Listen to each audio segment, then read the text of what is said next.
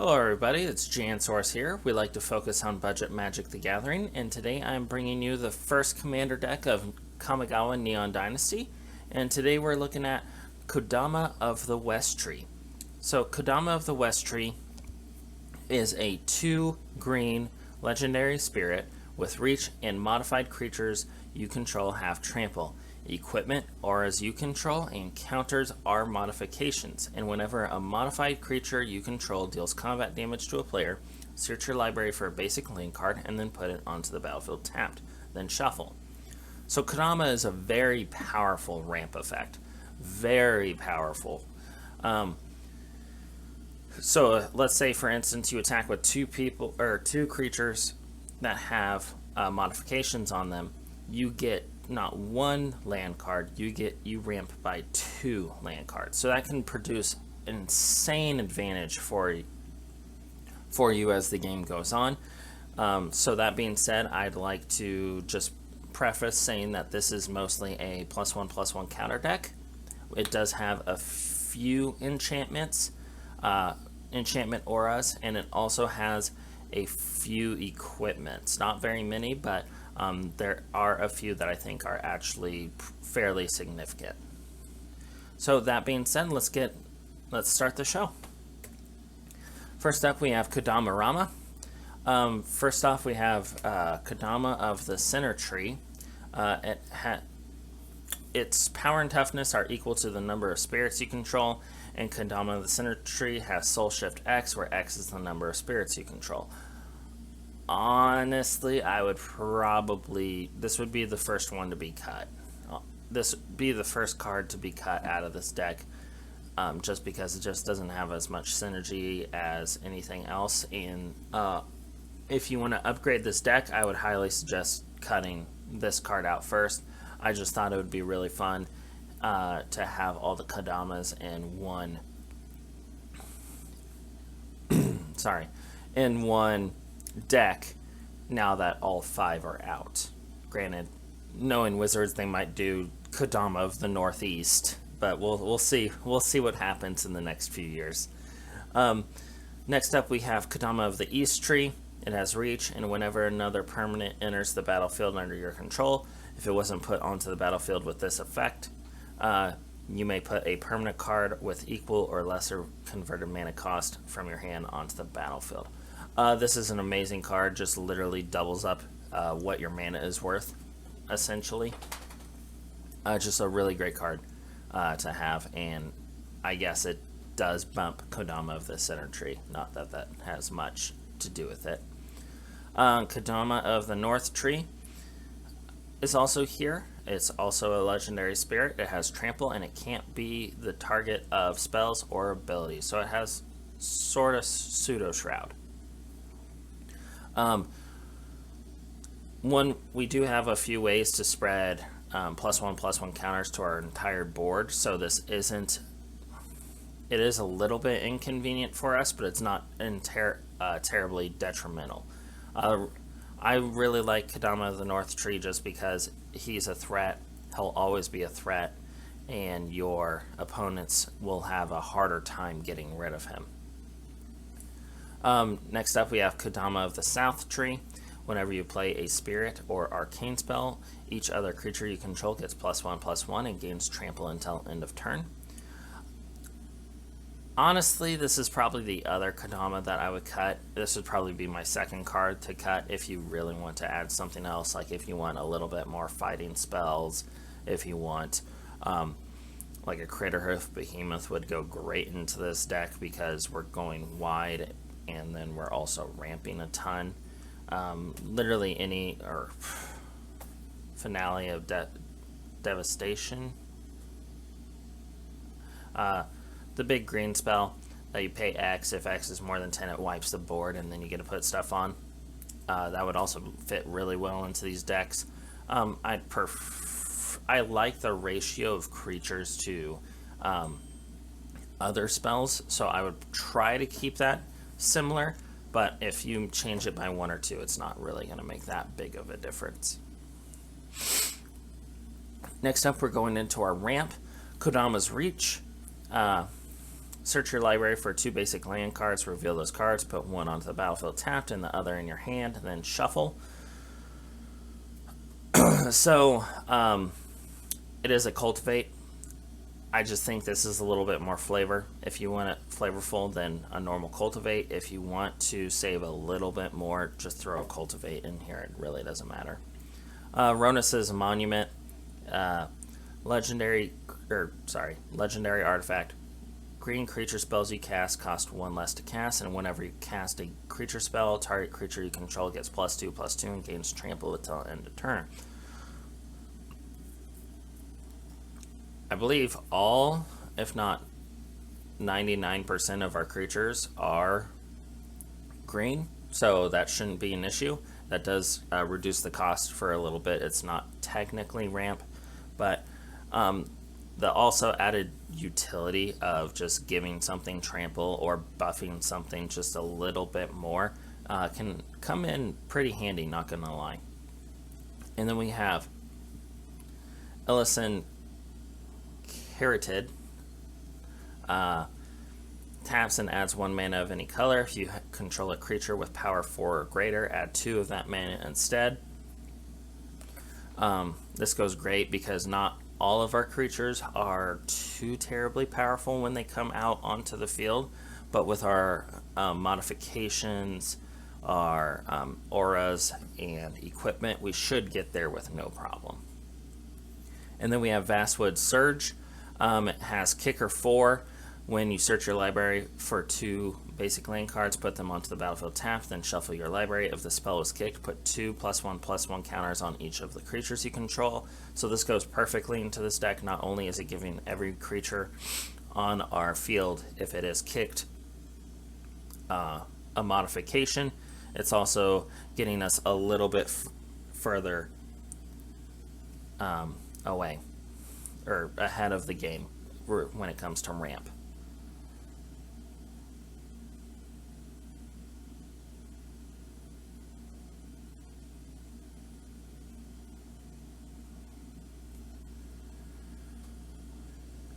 Alright, next up we got Fertilid. Fertilid enters the battlefield with 2 +1/+1 counters. You pay 1 and a green, remove a +1/+1 counter from Fertilid. Target player searches their library for a basic land card, puts it onto the battlefield tapped, then shuffle. So this comes with a modification, so that's a little bit added benefit.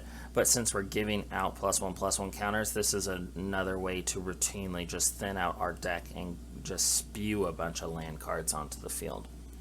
Next up we got Rishkar, and when he enters the battlefield, you put a +1/+1 counter on each up to 2 target creatures.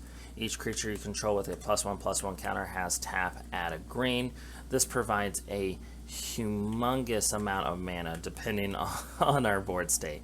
This card alone can easily get us like 8 extra mana that we didn't have before, and we can just spew our hand onto the field if we really wanted to. Next up we have Gyre Sage. Has evolve whenever a creature enters the battlefield under your control. If it has a greater power or toughness than this creature, put a +1/+1 counter on this creature, and you can tap to add a green mana for each +1/+1 counter on this. Again, like I said with Rishkar, this can actually just provide a humongous amount of mana.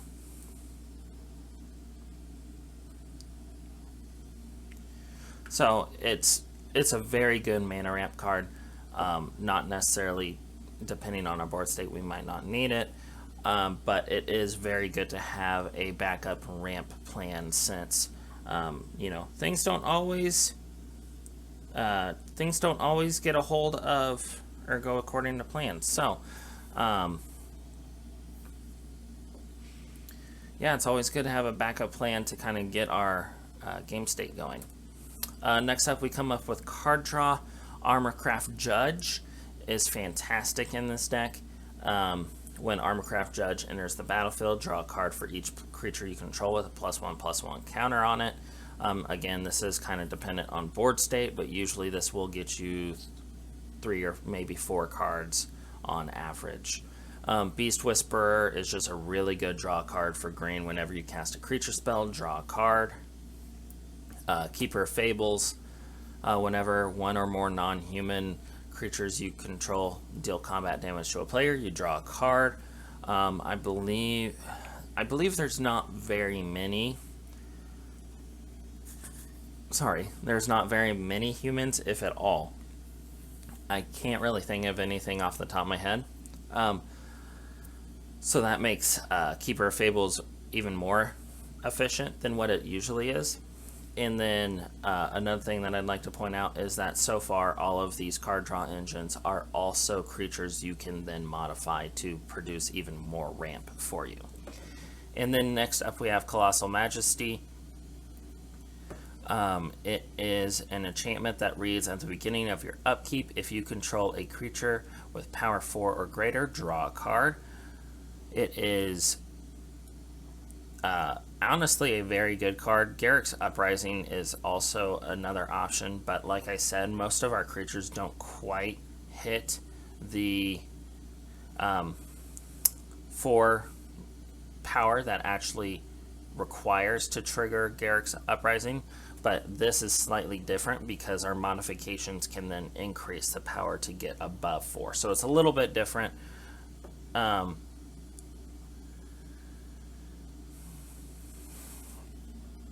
It's a little bit different, but it is very poignant to point out.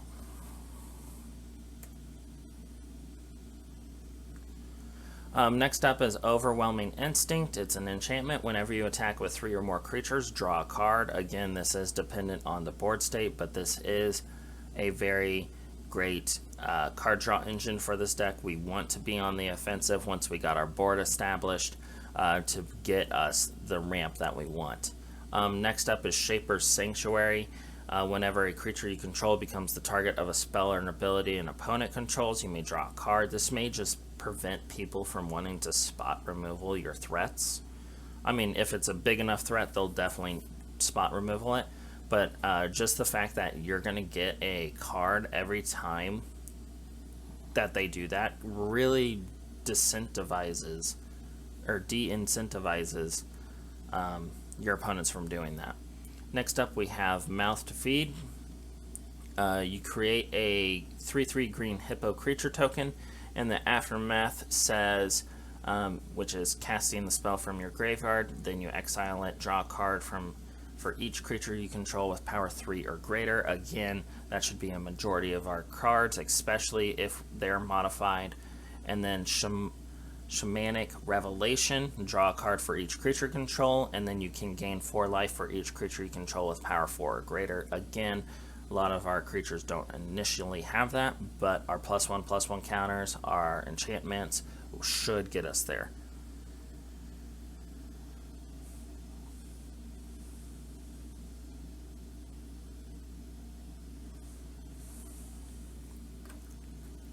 Alright, Life Crafter's Bestiary. At the beginning of your upkeep, scry 1. This isn't card selection, but it does get you, or this isn't card draw, but it does get you card selection. Just kind of filters out our draws, maybe ensure that we're not going to be getting a lane draw, especially once we're established. And then whenever you cast a creature, you may pay green. If you do, draw a card. That's the part that's the most important in this deck, is because, like I said, I believe we have 35 creatures. It's either 34 or 35, maybe a little bit more than that. So literally 1/3 of our deck can get us to draw a card, and especially with how much ramp we have in this deck, paying that extra green for a card draw is very much worth it.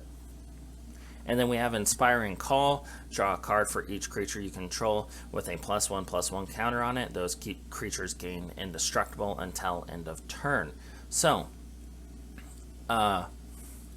this plays a double effect here. Number one, I would save this most importantly for board wipe protection, unless it's an exile effect. Even then, just drawing that many cards would probably be enough to actually call for using this off of your board state before you lose it. But Not only protecting your side, but drawing cards off of a board wipe can really just end the game right there. If someone tries to board wipe you, which is honestly the best way to beat this deck, is just board wipes. It honestly puts you in an even better advantage than before the board wipe, and you might actually take out 1 or 2 players the next turn, depending on what your board state is when you play this card.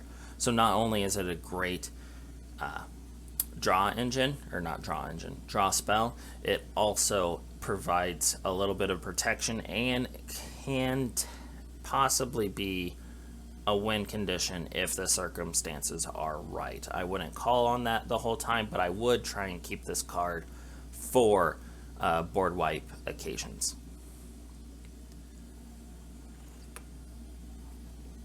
Alright, we're getting into our +1/+1 counter strategies. So Kezer, Ruthless Stalker. And we're going to ignore the top part. Whenever a creature you control deals combat damage to a player, put a +1/+1 counter on that creature. So, this is another way to get +1/+1 counters onto the Kodama that can't be targeted, because I believe this doesn't technically target. But again, it's just a really great way to spread the love on +1/+1 counters. Champion of Lamholt. Creatures with power less than Champion of Lamholt can't block creatures you control, and whenever another creature enters the battlefield under your control, put a +1/+1 counter on Champion. So Champion's just a really, really good card for all +1/+1 decks. It's a real staple, honestly, and it is amazing that you get this to a 5/6 power creature, and they can instantly just nullify someone's entire board of defenders. So, top-notch card. Highly recommend it. Just a really good card. Dusk Shell Crawler. When it enters the battlefield, put a +1/+1 counter on target creature, and then each creature you control with a +1/+1 counter on it has trample. So my fear with this deck is that Kodama's going to get killed multiple times, probably. Just because, or Kodama of the West specifically, just because its trample effect and its ramping effect is probably too good to be left alone, so people might be scared of it. So this is another way to give all your big modified creatures trample. So that's what this card is here for. It's not the best card, but it's one of the cheaper ways to get that trample effect for your board. Evolution Sage, technically not a +1/+1 counter, but it does have whenever a land enters the battlefield under your control, you proliferate.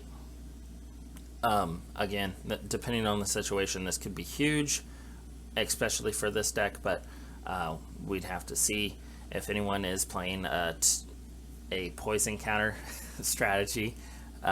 You can pick and choose which opponents get hit by that, proliferate, and you can also potentially take out a few people with this. It's a little bit cheeky, and you probably don't want to be the only person going against an infect deck, but it's an option. Fangreen Firstborn. Whenever Fangreen Firstborn attacks, put a +1/+1 counter on each attacking creature. Just a great way to make sure all your creatures are modified and get a little bit more power out of them. Forgotten Ancient. Whenever a player casts a spell, you may put a +1/+1 counter on Forgotten Ancient.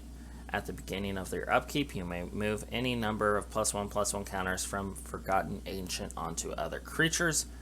Just a really good way to continually have +1/+1 counters, and the fact that you can just freely move any +1/+1 counters to other creatures, and there's no restrictions whatsoever on that, is just a really great way to spread the love. Next up, we have Genesis Hydra, X green, And you may cast a spell, reveal the top X cards of your library. You may put a non-land permanent card with converted mana cost X or less from among them onto the battlefield, and then shuffle the rest of your library. And then it comes in the battlefield with X +1/+1 counters on it, like all Hydras do. It's just a really great way to dig through your card to get your deck to get a very specific card that you want. Like I said, if all things go according to plan, and even if they don't, we're going to have a ton of mana just laying around. So this is a great dumping ground for that. We can go all in for it if there's no blue spells or no blue mana up or a mana tithe. You can just go all into it and cheat out the best utility creature that you can, or maybe even just a really big threat depending on the situation. Next up, we got Gnarlid Colony. It has kicker for 2 and a green. If it was kicked, it enters the battlefield with 2 +1/+1 counters on it, and then each creature you control with a +1/+1 counter on it has trample. Again, just in case if our Kodama has been killed a few too many times, this is another way to at least get in the damage and not get the ramp, but it is an option to help close out the game.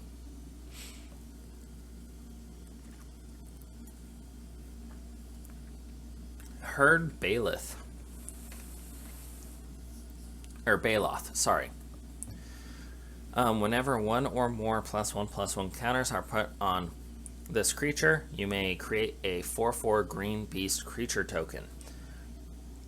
An excellent +1/+1 counter card, just a really great card, and the fact that you don't have to target it. It just, if it's put on there, go ahead and summon a beast, make your board wider. Just a phenomenal card for this deck. Ivy Lane Denizen. Whenever another creature enters the battlefield under your control, put a +1/+1 counter on that creature. Again, just a really great way to ensure that all of our creatures are modified. Just a really good card. Loyal Guardian is, I believe, one of the more expensive cards in our deck.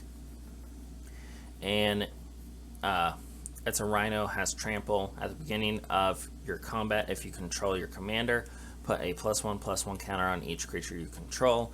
Again, a really great way to just ensure that we're all modified and good to go. And then we have Mana Gorger Hydra. Whenever a player casts a spell, put a +1/+1 counter on it. If no one touches this, this can become a very big threat, and people may just kill this instantly so they don't have to deal with it later. Just a really good card for that circumstance alone, is that they'll more likely want to try and kill this before any of your other creatures, and if they don't, then you have a huge Hydra that's going to run them over. It's a win-win. You either save one of your other creatures, or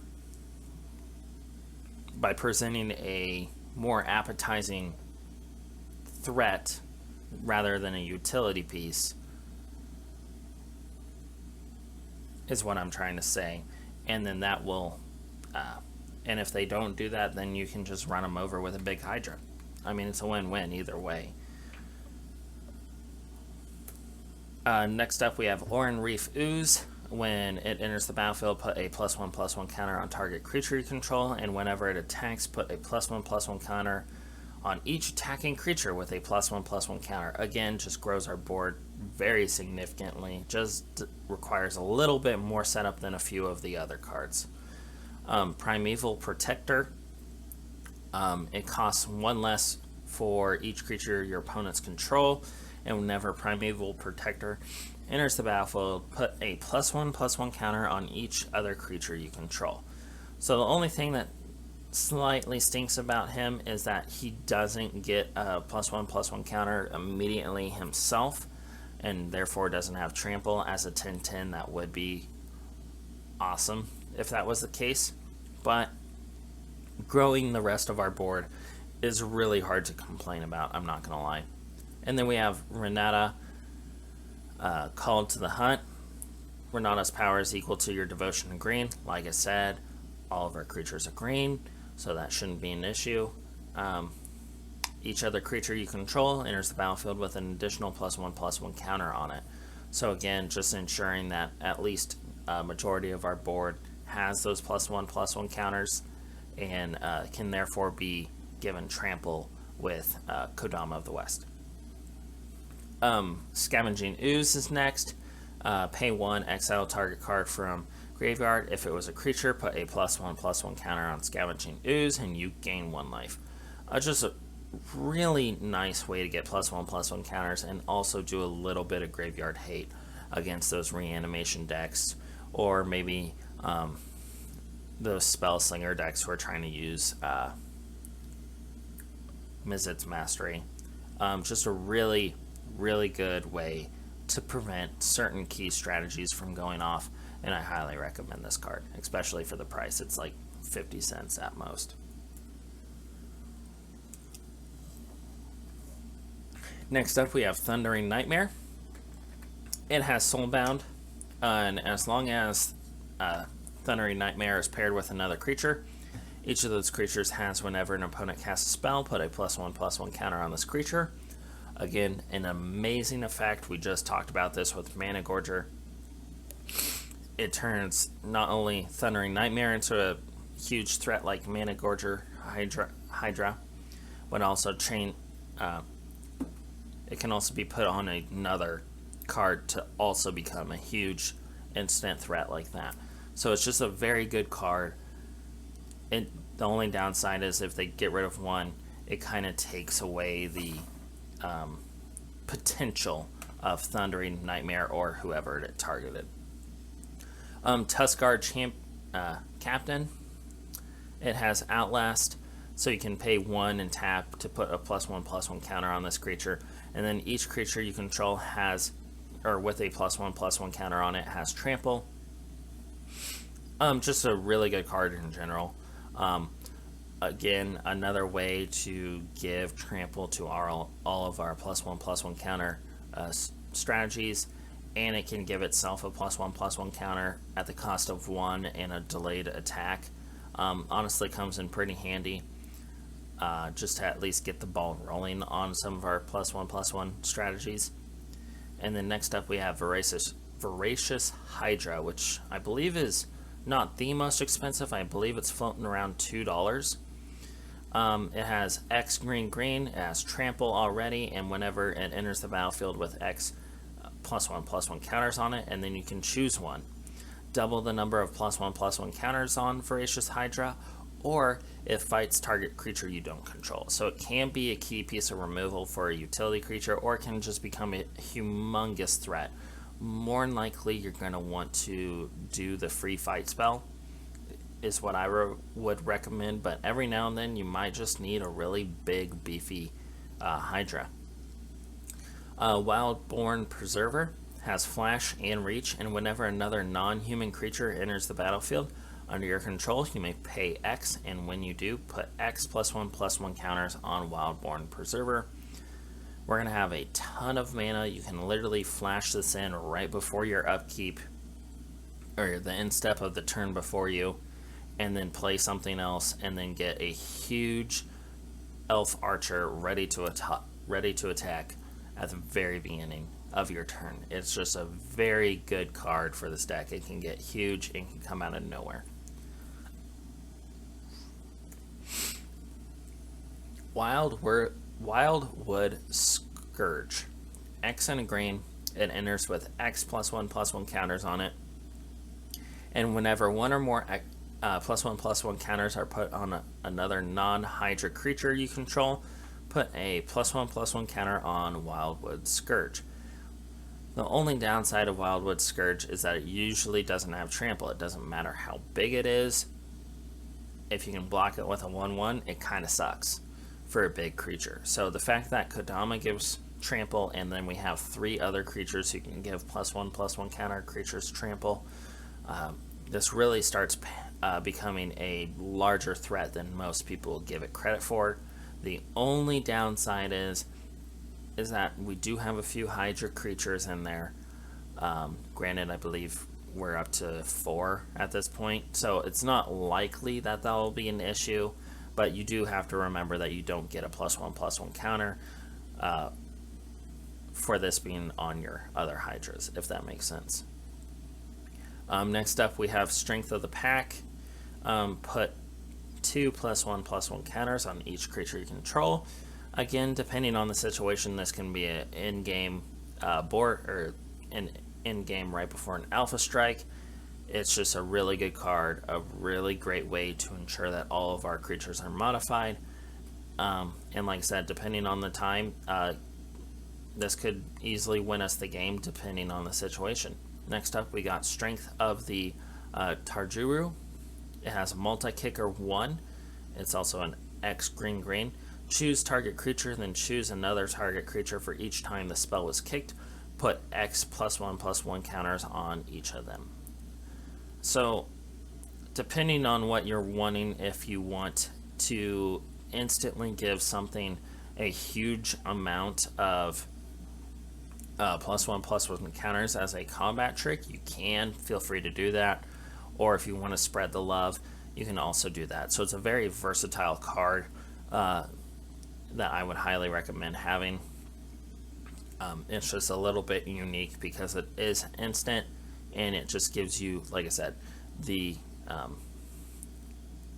utility that most +1/+1 counter cards do not. Next up, we're going on to our modifications. We have Canopy Cover. Enchanted creature can't be blocked except by creatures with flying or reach. And enchanted creature can't be the target of spells or abilities your opponents control. So all in all, it's just a really good card for us. Gives us modification and just prevents people from blocking, and you can't be the target of it. It's just a really good modification. Hydra's Growth. 2 and a green, enchant creature. When Hydra's Growth enters the battlefield, put a +1/+1 counter on enchanted creature. At the beginning of your upkeep, double the number of +1/+1 counters on enchanted creature. Normally, I am not that big of a fan of this card just because you're not guaranteed to have a trample creature. But the fact that we have Kodama of the West and 3 other trample activators for +1/+1 counters makes Hydra's Growth a way better card in my opinion than what it normally is. Next up, we have Rancor. For a single mana, you can enchant creature. It gets +2/+0 and has trample. Hopefully the trample is irrelevant.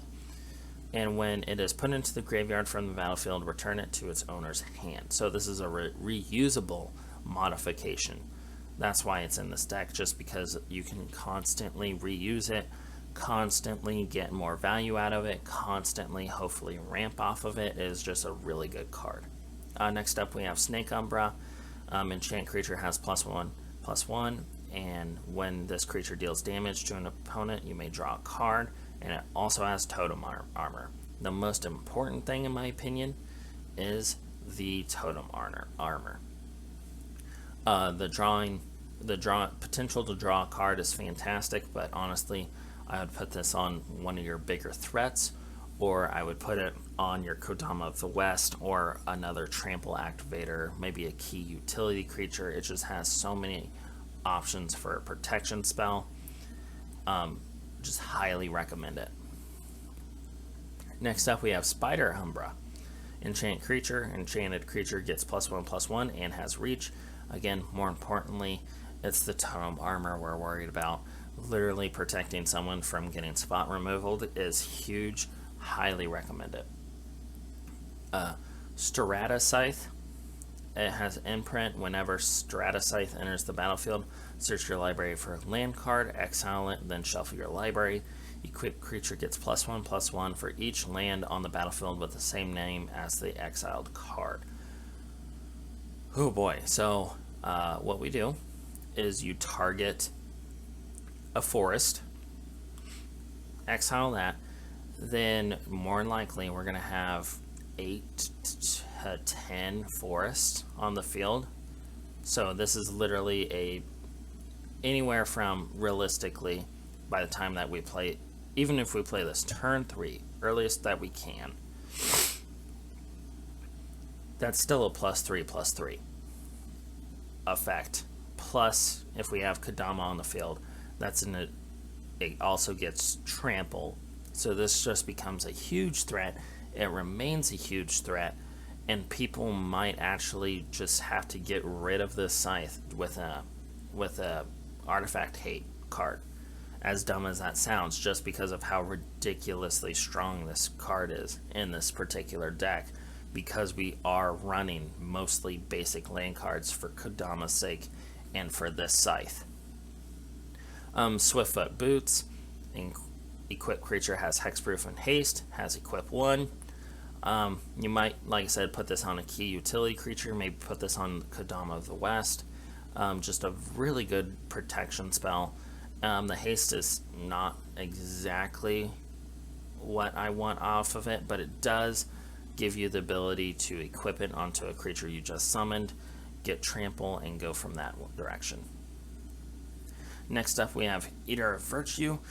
Has, from Kamigawa Neon Dynasty, has 1 mana value. Equip creature, whenever the equipped creature dies, you exile it. Equipped creature gets +2/+0, and as long as the exiled card by Eater of Virtue has flying, equipped creature has flying. The same is true for First Strike, Double Strike, Death Touch, Haste, Hexproof, Indestructible, Lifelink, Menace, Protection, Reach, Trample, and Vigilance. Equip 1. So it's a +2/+0 for 1. It's also a really good card just because the last text box, granted we don't have like the craziest amount of different keywords, but we do have a few reach ones. We do have a few trample effects. We do have, I believe we don't have too many others, honestly, but just having just those 2 keywords be able to just be moved around from spot to spot is just a really good way to do it. And plus, it's a 1 mana equipment that also only takes 1 mana to equip. Just a really good card. Zuri's Predation. This is one of our in-game spells, hopefully. For each creature you control or your opponents control, create a 4/4 green beast creature token. Each of those fights a different one of those creatures. So more than likely, this is just a board wipe plus giving you extra bodies to attack with. Just a really good card. As long as nothing has a power greater than 4 or toughness greater than 4, you can take out a majority of the board with this and bolster your numbers. Inscription of Abundance has kicker 2 and a green. Choose 1. If this spell was kicked, choose any number instead. Put 2 +1/+1 counters on target creature. Target player gains X life, whereas X is the greatest power among creatures they control, and target creature you control fight target creature you don't control. Mostly we're in this for the first and last effect. The middle effect is a kind of little nice bonus. It's just a +1/+1 spell on top of a fight spell. It's just a really good card, and you can play it early if you really need to get that fight effect off. Ram through. Target creature you control deals damage equal to its power to target creature you don't control. If the creature you control has trample, excess damage is dealt to that creature's controller instead. It's just a really good card, especially in this deck, since Kodama technically gives all modified creatures trample. So anything, as long as Kodama's on the field, that has a +1/+1 counter, the equipment, and a aura on it should be fine. Should be able to get the extra damage through to the to your opponent. Just a really good card for this particular deck. Titanic Brawl, another excellent card, but in a slight different way. The spell costs 1 less to cast if it targets a creature you control with a +1/+1 counter on it. Target creature you control fights target creature you don't control. So for 1 mana, more than likely we'll be able to get in and take out maybe a key utility creature or a threat an opponent plays. Just a really good card. Going on to our utility, we have Archetype of Endurance. Creatures you control have hexproof. Creatures opponents control lose hexproof and can't gain hexproof. Again, this just really just keeps them from attacking or wiping out our key creatures, more than likely, especially our Kodama. Just a really good general green card for that. Bellowing Tangleworm has Intimidate, and your other green creatures also have Intimidate. Like I said, all of our creatures are green, so that shouldn't be an issue. Intimidate means that this creature can't be blocked except by artifact creatures and or creatures that share the same color with it. So this is a great way to just get in a ton of damage on certain players. And like I said, the only people that can actually attack us are artifact creatures, block us, not attack us, are artifact creatures and green creatures. This can easily take out an opponent, especially with how big some of our creatures are going to be getting. Spore Mound has landfall. Whenever a land enters the battlefield under your control, create a 1/1 green sapperling creature token. With hopefully how much we're ramping and how much lands we're getting with Kodama, you should be getting a little army of Sproutlings. Canthus Transformation. Enchant creature enters the battlefield, draw a card, and then enchant creature loses all abilities and as a green elk creature with base power and toughness 3/3. Technically, this is a modification. This could get you extra ramp if you really wanted to. I would highly recommend not doing that and just using this on an opponent's commander or a key utility creature that they have. Honestly, that's what this is for. But if push comes to shove and for some reason you really need that modification, there you go. Highly recommend never doing that, but it is an option. Zendikar Royal. Whenever a land enters the battlefield under your control, create a 2/2 green elemental creature token. Azuri's Predation's on here twice. Sorry about that, guys. Just a real, like I said, we're gonna have a ton of landfall triggers hopefully in this deck, so might as well take advantage of it at least somewhat by expanding our board. We already went over Azuri's Predation. Blossoming Defense is just a really good key spot removal denier. Target creature he controls gets +2/+2, gains hexproof until end of turn.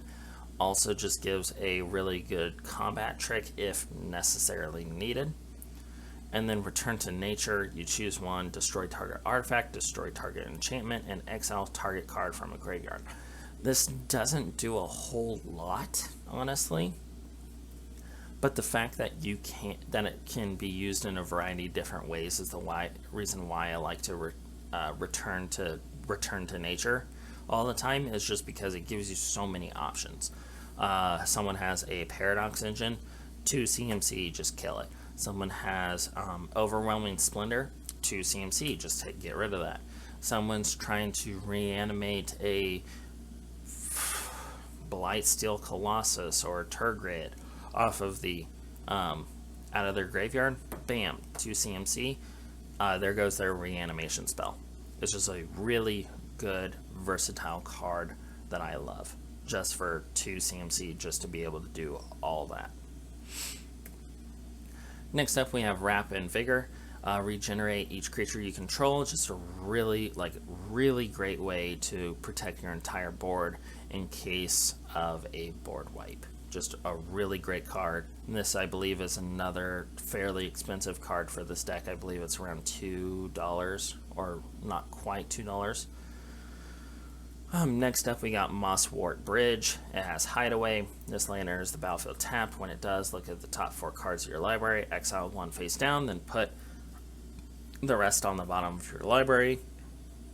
Taps to add a green. You can pay green and tap. You may play the exiled card without paying its mana cost if creatures you control have total power 10 or greater. Again, that shouldn't take too terribly long with this deck, and to get something out, especially if it's like Archetype of Endurance, for absolutely free, that's honestly really, really amazing. Just 10 out of 10, would really recommend this card, especially for how cheap it is. Next up is Orin Reef, the Vastwood. Enters the battlefield taps to add a green, but you can also tap it to put a +1/+1 counter on each green creature that entered the battlefield this turn. Just a really good way, again, to ensure that at least some of our creatures have a modification on it. Just like I said, a really good card for that purpose alone. All right, so TCG player without shipping, this deck surprisingly only came in at $50.18.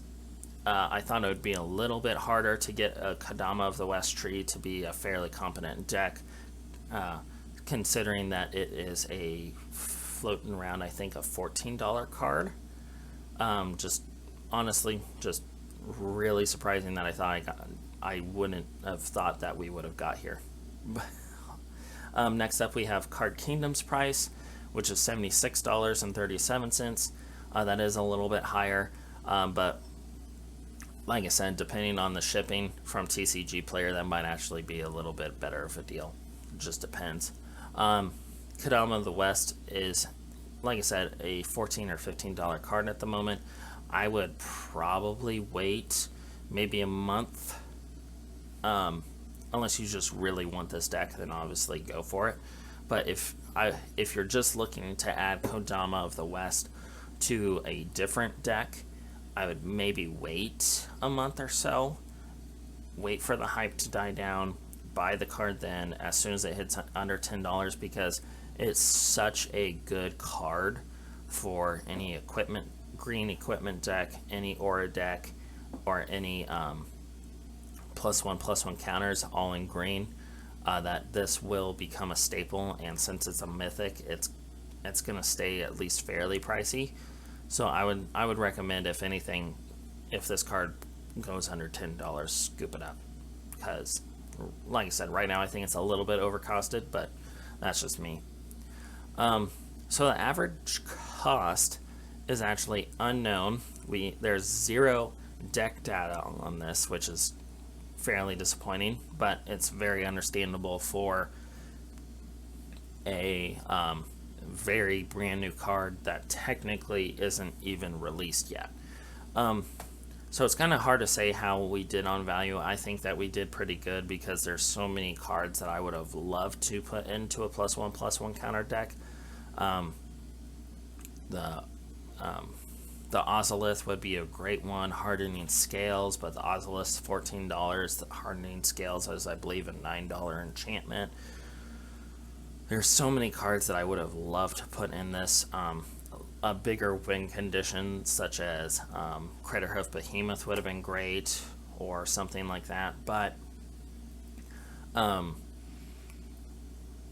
obviously, all of those cards are way too expensive for a budget deck tech, in my opinion. So we're stuck. I don't want to say we're stuck with, but this is the deck that we got. I did put out my mentions for the cards I would recommend removing. That would be Kodama of the Center Tree, and I believe Kodama of the South Tree. Both of them just don't have that much synergy with the rest of the deck, so I would recommend cutting those two out. I just wanted to include Kodama, or all the Kodamas, mostly for the funny title that I put in the on the slide. So let's go on to the lore. So Kodama is a kami, which is a greater spirit, and Kodama is a specific category of kami on Kamigawa. It is the greater tree spirits of Kamigawa, and this is a quote from an article in 2005 when they were talking about completing the set of Kodamas, and this is what Kodama of the West Tree is supposed to be. A gloomy, dangerous, feral. The spirit of the West Tree values the hunt above all else and lives by the creed survival of the fittest. Think of it as a shark of the forest, top of the food chain, yet always on the prowl. And Kodama's might is supposed to represent this Kodama. Kodama's reach is supposed to represent the eastern one, Kodama. According to that article, like I said, it's a 2005 article, and they might have changed design plans. But I do kind of like that feel for a greater tree spirit. More of an aggressive strategy than the more nurturing, typical one that you usually see. I also feel like it does sort of fit this commander because you want to be aggressive with it. You want to be attacking with certain creatures to actually get the ramp that you want from this Kodama. So there's not really a whole lot else there, honestly. It is just I did really like that one article that I hunted up from 2005 that had this quote from it. So I just really wanted to include that here. But there's the lore for you. Well, guys, there we go. Let's start off this new set, hopefully with quite a few fun commanders is what it looks like. Be expecting some more of those in the future. If you have any recommendations or any critiques, I'd be happy to hear from you. That being said, like, comment, subscribe, dislike, downvote, whatever you want to do. It's a fair world. You can do both things if you want. Again, thank you guys so much. I definitely appreciate any feedback on this whatsoever. And I just want to say thank you guys for all your support. It really means a lot to me. And I'll see you next time.